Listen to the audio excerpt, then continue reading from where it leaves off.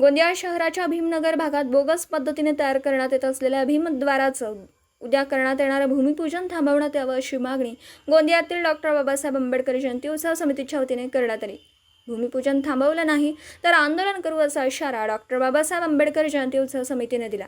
गोंदिया विधानसभा क्षेत्राचे माजी आमदार गोपालदास अग्रवाल यांनी नुकताच भारतीय जनता पक्ष सोडत काँग्रेस पक्षात प्रवेश करत आगामी विधानसभा लढवण्याच्या उद्देशाने गोंदिया विधानसभा क्षेत्रात विकास संकल्प यात्रा काढली असून ठिकठिकाणी भूमिपूजन देखील करतात।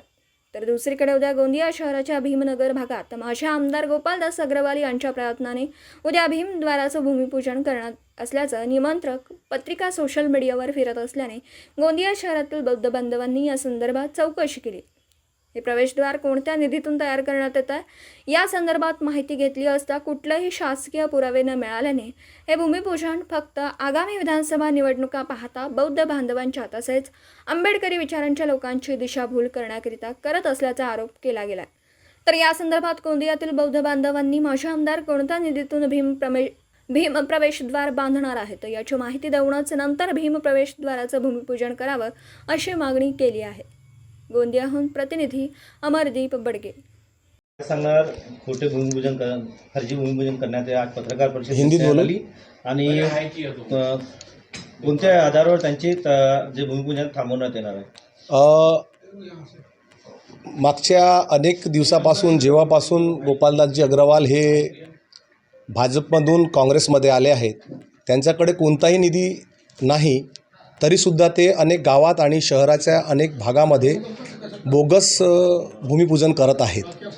ही माहिती आम्हाला अशी कळली की आम्ही शासनाच्याकडून कलेक्टर ऑफिसमधून वगैरे आम्ही माहिती उचललेली आहे। त्यामध्ये कोणत्याही प्रकारच्या प्रशासकीय मान्यता नसूनसुद्धा ते फर्जी असे भूमिपूजन करत आहेत, ज्यामुळे जनतेमध्ये एक प्रकारचा संभ्रम पसरलेला आहे।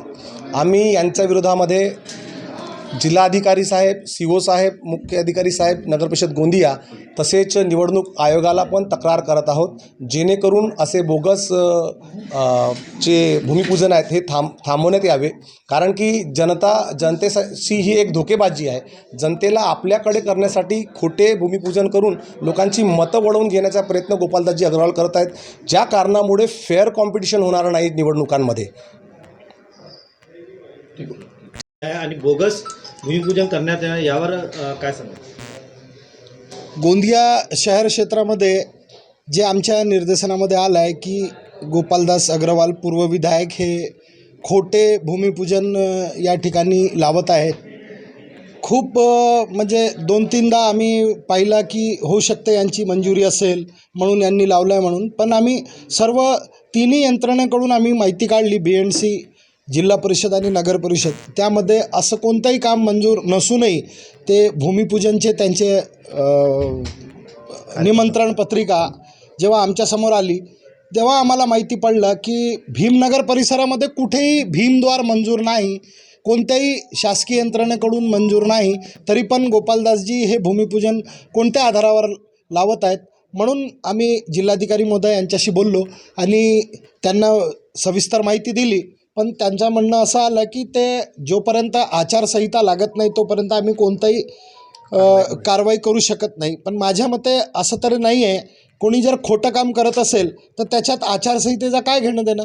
आचारसंहिता म्हणजे ते वेगळा विषय असते, पण आमच्याकडे बाकी जे साधन आहे ज्यामध्ये आम्ही विरोध करू शकतो, म्हणजे आम्ही प्रेसच्या माध्यमातून, वर्तमानपत्रामध्ये म्हणा किंवा डिजिटल मीडियाच्या माध्यमातून म्हणा, जे सोशल मीडियामध्ये ही बातमी पसरेल आणि लोकांपर्यंत म्हणजे वास्तविकता लोकांना कळेल, तेव्हाच तर माहीत पडेल ना की लोकांसाठी काम करणारे लोक कोणते या विधानसभेमध्ये आणि लोकांशी छळ करणारे लोक कोणते ते त्यांना कमीत कमी कळलं पाहिजे। उद्या होणारा भूमिपूजन हा आपण थांबवणार की काय त्याच्यावर? आम्ही लोकशाही पद्धतीने संवैधानिकरित्या आम्ही त्याचा विरोध करू।